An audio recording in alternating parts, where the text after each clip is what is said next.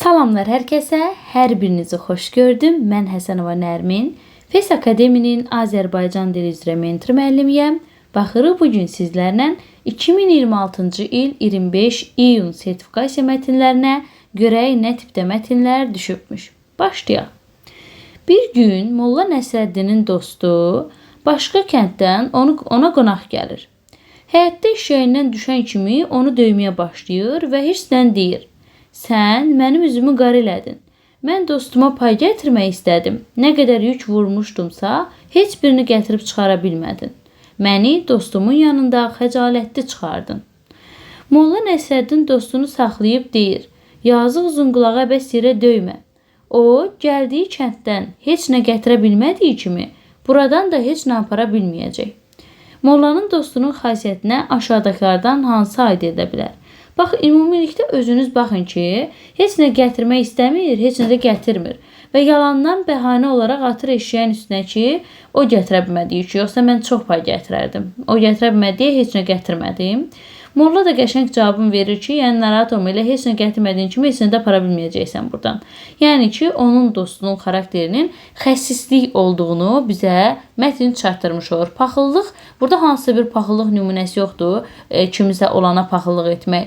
Mehribanlıq yoxdur, lovğalıq yoxdur, ünsiyyətçilik yox. Məhz paxıllıq o qismdə götürək ki, kimsə kimisə olanına göz dikə və ona qarşı hansısa pis hisslər keçirir, deyərik o zaman paxıldır. Mehribanlıq onda olardı ki, mehriban bir münasibətdən burada söhbət gedir. Lovğalıq onda olardı ki, hansısa bir təkəbbürlü davranış ola. Ünsiyyətçilik də qeyri-adi bir maraqlı ünsiyyətdən söhbət getmir. Ən uygunu dostunun xarakterinə uyğun gələn xəsislik olmuş olur. Keçirik digər mətnimizə.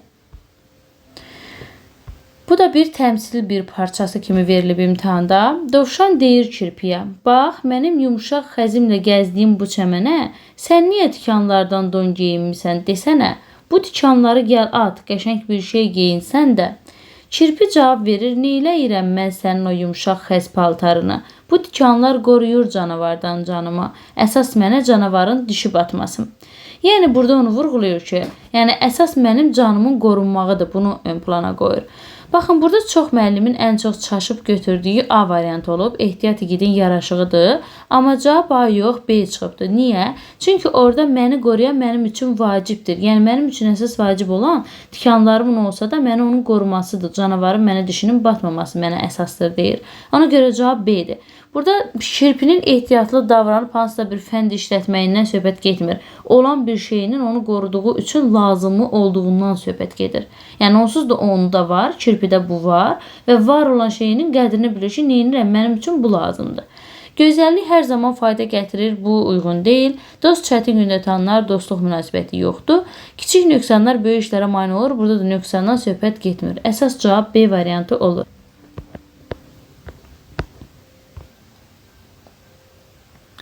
Dağ yollarında yerə səpələnmiş daşlar sadəcə torpağın bir parçası deyil, onlar minlərlə il ərzində yağan və yağış, əsən külək və göy üzünü gözəlləşdirən qızmar günəşin təsiri altında formalaşmışdı.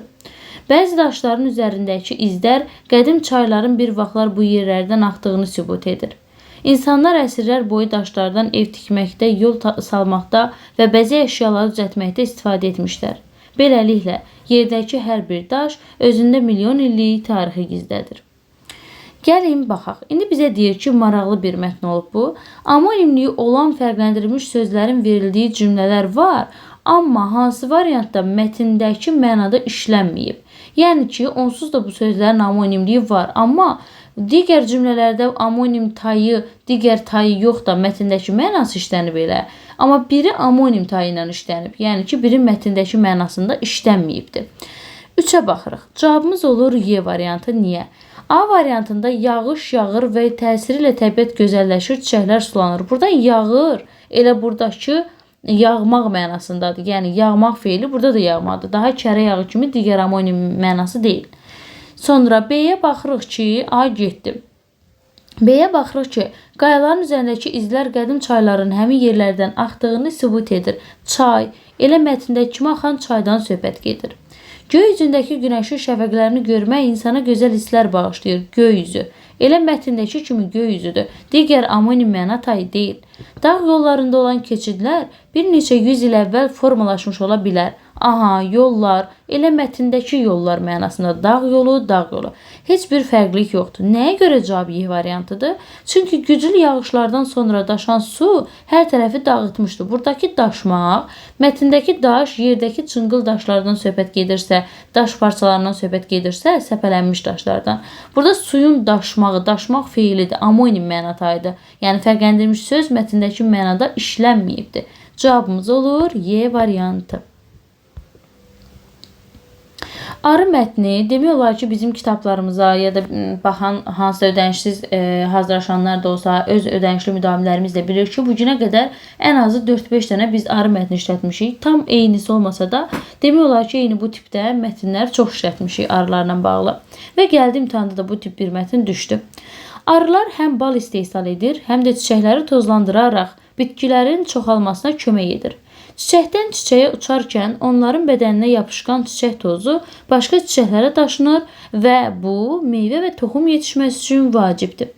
Bal isə təbii şəkər mənbəyi olmaqla yanaşı, mikroblara qarşı xüsusiyyətləri sayəsində öskürək və boğaz ağrısı kimi problemlərin müalicəsində istifadə olunur. Beləliklə, arılar həm təbiətin tarazlığında, həm də insan sağlamlığında mühüm rol oynayır. Baxaq, mətnin əsas ideyası nədir? Yəni, mətndən ümumi ideya olaraq bu çıxır ki, ideyası arıların faydasından bəhs edir. Ona görə cavabımız C çıxıbdır, arının faydaları. Bitkilərin böyümə prosesindən tam mətnin ideyası bunu əks etdirmir. Balın tərkibi, ekosistemin quruluşu, çiçəklərin növləri bunlar mətni tam əhatə etmir. Amma arının faydaları mətni tam əhatə edən bir ideya cümləsi olur. Yəni, ümumilikdə ideyası bizə arının faydalı olmağından danışır. Keçirik bu mətnə. Bu mətndə ən çox danışılan mətnlərdən biri olmuşdur. Ölü dəniz, İordaniya, İsrail və Fələstin sərhədləri boyunca yerləşən, okean səviyyəsindən təxminən 430 metr aşağıda olan və yer kürəsinin ən alçaq quru nöqtəsini təşkil edən qapalı duzlu göldür. Yüksək duzluluq dərəcəsinə təxminən 34%-ə görə burada balıq və digər iri su canlıları yaşamır. Hətta insan suya çimmək üçün girmək istəsə, duzluluq o qədərdir ki, suyun üzərində qalır. Buna baxmayaraq, suyu və palçığı minerallarla zəngin olduğundan dünyanın müxtəlif ölkələrindən gələn turistlər və müalicə məqsədilə buraya üz tutan insanlar üçün əhəmiyyətli bir məkandır. Ölü dənizə əsasən İordan çayı tökülür, lakin gölün dənizə çıxışı yoxdur. Güclü buxarlanma nəticəsində su azalır, minerallar və duz isə göldə qalır. Məhz buna görə də onun suyu digər göllərlə müqayisədə xeyli duzludur. Bəli, imtahanda bu mətnimizin cavabı B çıxıbdır. Biraz hər kəsi yanıldan tiplərdəndir, amma diqqətli baxanda görmək olur ki, ölü dənizin suyu bəs bizə mətnə deyir, mətnə əsasən hansı fikir yanlışdır. Burada deyir, ölü dənizin suyu yerləşdiyi əraziyə görə duzludur. Xeyr, ölü dənizin suyu yerləşdiyi əraziyə görə duzludur deyilmir. Bizə deyilir ki, buxarlanma nəticəsində su azalır, minerallar və duz isə göldə qalır. Məhz elə buna görə də onun suyu digər göllərlə müqayisədə xeyli duzlu olur. Yəni ki, onun xeyli duzlu olmağının səbəbi güclü buxarlanma nəticəsində suyun azalmağıdır. Daha yerləşdiyi ərazinin, məsələn, ərazi bu cürdür, ərazidə falan hadisələr olduğuna görə belədir, ərazinin səbəbindən bu cürdür kimi ifadə bizə mətndə verilmir. A-da baxırıq, ölü dəniz okean səviyyəsindən aşağıda yerləşir. Bəli, bizə də deyilmiş ki, təxminən 430 metr aşağıda olur. Güclü buxarlanma duzun suda qalmasına səbəb olur. Bəli, minerallar və duz suda qalır. Yəni, belə deyək, qalır aşağıda, su isə buxarlanıb gedir. Amma məhz güclü buxarlanma duzun suda qalmasına, onun da buxarlanıb getməməsinə səbəb olur. O qədər güclü buxarlanma olur ki, su buxarlanıb getsə də duz və minerallar qalır, buxarlanıb gedə bilmir. Mineralların səbəbindən turizm və sağlamlıq baxımından əhəmiyyətlidir. Minerallar bəli, turizm və sağlamlıq baxımından əhəmiyyətli olduğu mətndə bildirilir. Burada balıq və digər iri su canlıları da yaşamır, bəli, çünki o qədər duzludur ki, onlar orada yaşaya bilmir. Dünyanın ən iri ilanları arasında yaşıl anakonda və torlu piton xüsusi yer tutur. Bəzi iri ilanlar hətta özlərindən böyük görünən ovları, o cümlədən iri buynuzlu maralı və timsah kimi heyvanları uda bilirlər. Bunun əsas səbəbi onların alt çənəsinin sərt şəkildə birləşməməsi və çox geniş açıla bilməsidir. Pitonlar, yəni zəhərsiz ilanlar, ovlarını zəhərlə öldürməklə deyil, sıxaraq hərəkətsiz hala gətirirlər. İri ov udduqdan sonra onların həzm prosesi uzun müddət davam edə bilər və bu müddətdə ilanlar yeni qidaya ehtiyac duymurlar. Mətnə aid olmayan fikir hansıdır? İri ilanlar maral və timsah kimi böyük heyvanlar uda bilirlər, bəli. Pitonlar ovlarını zəhərlə deyil, sıxaraq təsirsiz hala gətirirlər, bəli. Böyük ilanların həzm prosesi çox sürətli gedir, cavab elə C-dir. Böyük ilanların həzm prosesi onların böyüklüyünə görə deyil, əksinə yavaş gedir, hətta o müddətdə başqa qidaya belə ehtiyac duymurlar. İlanların çənə quruluşu iri ovları udmağa imkan verir, bəli, çənə quruluşları sərt şəkildə birləşməməsinə görə açıla bilir, çox geniş və buna görə də rahatlıqla udmağa imkan verir. Rahat udsa da həzmi rahat getmir, uzun müddət davam edir. İri ov udduqdan sonra ilanlar uzun müddət qidasız qala bilir, bəli. Cavabımız olur C variantı. Sertifikasiya imtahanında 10 mətn düşmüşdü, hazırda 7-ci mətndəyik. Havanın temperaturu aşağı düşdükcə göl və çayların səthindəki su donaraq buza çevrilir. Buna buzdaşma hadisəsi deyilir. Donma zamanı buzun sıxlığı maye sudan az olduğu üçün buz sudan yüngül olduğuna görə o suyun səthində qalır. Səthdə əmələ gələn buz təbəqəsi altdakı suyun sürətlə donmasının qarşısını qismən alır. Bunun nəticəsində suyun dərin qatlarında temperatur canlıların yaşaya biləcəyi səviyyədə qalır. Bu xüsusiyyət sayəsində balıqlar və digər su canlıları qış aylarında da həyatlarını davam etdirə bilirlər. Əgər buz suyun dibinə çöksəydi, su hövzələri tamamilə donar və canlıların yaşaması xeyli çətinləşərdi. Mətnə əsasən hansı fikir haqqında məlumat verilməmişdir? Baxaq. Mətnə deməli buz maye ada deyir ki, buz maye sudan yüngül olduğu üçün suyun səthində qalır. Bəli, maye sudan yüngül olduğuna görə səthdə qalır. Buz təbəqəsi suyun tam donmasının qarşısını qismən alır. Bəli. Mətndə maddənin 3 halından bəhs edilir. Xeyr, mətndə maye sudan və buz halından danışılır. 3 halından danışılmır deyə cavab C-dir. Buzun səthdə qalması su canlılarının yaşamasına şərait yaradır. Bəli, o olmasa hətta ölə bilərlər. Buzun dibə çökməsi su canlıların həyatı üçün təhlükə yarada bilər. Bəli, bu da elə ən sonunda bizə deyilən hissədən məlumdur. Cavab olur C variantı.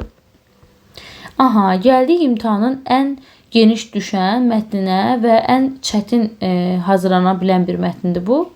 Baxırıq. Qarabağın Şuşa rayonu təbii mineral su ehtiyatları ilə zəngindir. Bu bulaqlar arasında ən məşhurları Turş su, Dəmir bulaq və Şurlan bulaqlarıdır. Turş su bulağı Şuşa şəhərindən təxminən 17 km cənub-qərbdə, Zarıslı çayının dərəsində dəniz səviyyəsindən 1700 metr hündürlükdə yerləşir. Suyu karbon qazı, hidrogen karbonat, maqnezium, natrium və kalsiumla zəngindir və mədə bağırsaq, qaraciyər, öd yolları xəstəlikləri müalicəsində istifadə olunur. Turş su yaxınlığında yerləşən dəmir bulağı isə narzan tipli qazlı sudur. Tərkibindəki dəmir qarışığına görə dəmir su adlanır və bəzən Azərbaycan narzanı da adlandırılır. Bu su qan azlığı və dəri xəstəlikləri müalicəsində faydalıdır. Şuşadan 18 km qərbdə, Sarbaba dağının ətəyində isə Şurlan kəndinin inzibati ərazisində Şurlan bulağı yerləşir. Bu, əslində 3 bulağın ümumi adıdır. Şuşanın müalicəvi möcüzəsi də adlandırırlar buranı. Şurlan suyu karbonatlıdır, aşağı temperaturu və maqnezium tərkibi ilə seçilir, mədə bağırsaq və maddələr mübadiləsiz problemlərinin müalicəsində istifadə olunur. Dünyada ən uzun mineral su kəməri məhz bu bulağın suyunu 32 km məsafədən Şuşa şəhərinə çatdırmaq üçün çəkilmişdir. Yəni, dünyanın ən uzun su kəməri 32 km olur və bu bulağın suyunu çatdırmaq üçün çəkilib. Laçın, Kəlbəcər bölgəsində isə isti su və ilik su tipli bulaqlar mövcuddur. Bu bulaqlar da dərman xüsusiyyətinə malikdir və yerli əhali tərəfindən əsrlərdir müalicəvi məqsədlə istifadə olunur. Digər bulaqlar qədər çox tanınmış olmasa da, yerli əhali qədim zamanlardan indiyə qədər faydalarını görmüşdür. Aşağıda verilən abzaslardan hansı mətnin davamını təşkil edə bilər? Bax, mətnimiz ən sonda bu Laçın Kəlbəcər bölgəsindəki bulağın da olmağından və o qədər də tanınması da faydalı olduğundan danışır. İndi biz bununla bunu davam etdirsək, daha məntiqə uyğun olar. A variantı bizim cavabımızdır. Çünki Laçın, Kəlbəcər və Kəlbəcərdə yerləşən bu mineral su mənbələri hazırda da müalicə turizm məqsədi ilə istifadəyə verilməsi istiqamətində işlər aparılsa, daha çox tanına bilər. Bu bulaqların gələcəkdə bölgənin iqtisadi və turizm potensialına mühüm töhfə verəcəyi gözlənilə bilər. Yəni biz özümüzdən belə bir fərziyyəni irəli sürüb davam etdirə bilərik. Amma fikir verin, isti su və iluq su bulaqlarının suları tamamilə eyni mineral tərkibə malik olduğundan hər ikisi yalnız qablaşdırılaraq satış üçün istifadə edilir. Biz belə bir konkret fikri özümüzdən, burada mətndə belə məlumat yoxdursa, özümüzdən uydurub yaza bilmərik. Çünki bu haqda heç bir fikir yoxdur və biz bunu ona əsasən deyə bilmərik. Nəyəsə əsasən deyə bilmirik bunu. Kəlbəcər bölgəsindəki bütün mineral bulaqlar dəniz səviyyəsindən eyni hündürlükdə yerləşir və eyni temperatur göstəricilərinə malikdir.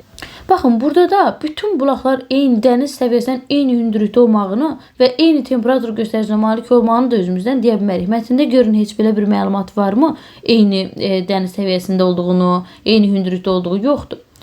İsti su və iluq su bulaqları yalnız yay aylarında mövcud olur. Qışda tamamilə qurulur, bunu da özümüzdən deyə bilmərik. Bu bölgədəki bütün mineral bulaqların tərkibində yalnız dəmir elementi olduğuna görə onların müalicəvi təsiri eynidir. Dəmir elementinin olmağını bizə dəmir bulaqda deyir. Amma daha digərlərinin hamısında bu var demir. Ona görə biz özümüzdən nəsə bir şey yoxdursa onu özümüzdən irəli sürüb ora qoysaq mətnin məzmununa xələl gələr. Ona görə A variantı ən uyğun olmuş olur. 9. Uyğunluğu müəyyən etməliyik. Getdik. Tuş su Sarıbaba dağının ətəyində yerləşir və 3 bulağın ümumidir. Bu Şırlana aid idi. Deməli uyğun deyil. Dəmir bulağı Şuşa şəhərindən 17 kilometr cənub-qərbdə Zarıslı çayının dərəsində yerləşir. Bu da yanlışdır. Bu Tuş suya aid idi. Baxın, dəmir bulağa aid deyildi. Gördükmü? Getdik. Müəllimlər dediyinə görə elə ən rahat sual əslində onların içində bu imiş. Çünki rahat mətnə görə tapılan bir sual imiş. Şırlan tərkibindəki qarışığa görə dəmir su adlanır və Azərbaycan Narzan da adlanır. Bu dəmir bulağı aid idi, Şırlana yox. Tuş su dünyada ən uzun mineral su kəmərinin 32 kilometr suyunu daşıdığı bulaqdır. Bu Şırlana aid idi. Cavab Y variantıdır. Şırlan aşağı temperaturu və maqnezium tərkibi ilə seçilir. Mədə-bağırsaq problemlərinin müalicəsində istifadə olunur. Bu artıq uyğun fikirdir. Çünki mətndə də bizə bu formada çatdırılır. Getdik. Bəli, baxırıq ən sonuncu mətnimizə. Müəllimlərin düşündüyü mətn tiplərindən biri olub. Ehtimal, doğru, yanlış cədvəli və bu tiplər bizim 250 mətn kitabımızda, analitik oxu üçün mətn kitabımızda mövcuddur. Çoxlu formada bunlara yer vermişik. Demək olar ki, artıq illərdir, son 2-3 ildir qəbulun ən sevdiyi mətn tipinə bürünüb və çox demək olar ki, hər il bundan istifadə edilir. Getdik, doğrudur. Tuş su bulağı Zarıslı çayından 17 kilometr məsafədə yerləşir. Gəlin görək belədirmi? Baxın, bizə Tuş su bulağı Şuşa şəhərindən təxminən 17 kilometr cənub-qərbdə Zarıslı çayının dərəsində yerləşir. Zarıslı çayının dərəsində yerləşir. Ondan hələ 17 kilometr məsafədə yerləşir demir, axı Şuşa şəhərindən 17 kilometr məsafədə yerləşir. Bax, bu bir söz oyunudur. Bu biraz göz aldatmacasıdır ki, bu gözümüzü aldatsın və biz oxşadaq fikri düz götürək imtahanda, amma yanlışdır. Ən uzun su kəmərinin uzunluğu 30 kilometrdən çoxdur. Bəli, bu doğrudur. Çünki 32 kilometr olduğu mətndə bizə deyilib ən uzun su kəməri 32 kilometr məsafədən çəkilib. 32 kilometr məsafədədirsə, deməkdir ki, bu 30 kilometrdən çoxdur. Bu doğru fikirdir. Daha biz bunu özümüzdən bəlkə də deyib ehtimal etdiyimiz deyil. Mətnə görə özümüz gördük ki, bu kilometrdədirsə, bu da təxminən bundan artıq eləyir. Bu doğru fikirdir. İkini götürdük. Ehtimaldır. Mətndə bəhs edilən su kəməri dünyadakı ən enli mineral su kəməri ola bilər. Baxın, biz bunu mətndə ən uzun su kəməri olduğu deyilir, amma onun enindən danışılmadığına görə belə bir ehtimal etməyimiz doğru ehtimal olmaz. Bax, 2 ehtimal veribsə, görün hansı daha doğru olar. Şırlan bulağı yerləşdiyi kəndin adı ilə bağlıdır. Həmin kənd qədim kənddir. Bəli, bax, mən bunu özümdən ehtimal edə bilərəm. Çünki mətndə deyir ki, Şırlan bulağı Şırlan kəndində yerləşir. Şuşada Şırlan kəndində yerləşir. Və mən ehtimal edə bilərəm ki, elə bu bulağın adı yəqin ki, kəndin də adı belədirsə, o kəndin adından götürülüb bu bulağa qoyulub deyə ehtimal eləyərəm. Və yəqin ki, qədim kənddir ki, kəndin adı əvvəl olub, sonra buna götürülüb qoyulub. Bunu ehtimal eləsəm, bu daha doğru. Yəni, o doğruya daha yaxın bir ehtimaldır deyə daha doğru ehtimal sayılır. Ona görə 4-ü götürürük. Yanlışdır. Tuş su bulağına görə Şuşa su kəməri məşhur idi. Bu yanlışdır. Məhz Tuş su bulağına görə deyildi. Əsasən Şırlan bulağına görə idi ki, onu Şuşanın möcüzəsi də adlandırırlar. Baxın, burada bizə bildirir ki, baxaq. Məhz Şuşanın müalicəvi möcüzəsi də adlandırırlar. Ən çox bununla məşhur ola bilər ki, ümumi 32 kilometrlik su kəməri ilə əsas məşhur olar. Orada mətndə sırf Tuş su bulağına görə məşhur idi deyə bir fikir demirlər. Yanlışdır deyə 5-i götürürük. Laçın bölgəsindəki bulaqların müalicəvi dərman xüsusiyyəti vardır. Bu artıq doğrudur deyə bunu götürmürük. Yanlışda doğrudur. Uyğunluğu müəyyən edin demişdi. Cavabımız olur 2, 4, 5. C variantı cavabımızdır. Belə əziz müdavimlər və ödənişsiz şəkildə bizi izləyən, hazırlaşan miqçilər, ümid edirəm ki, hər kəs üçün faydalı olmuşdur. Sağ olun, sağlıqla qalın.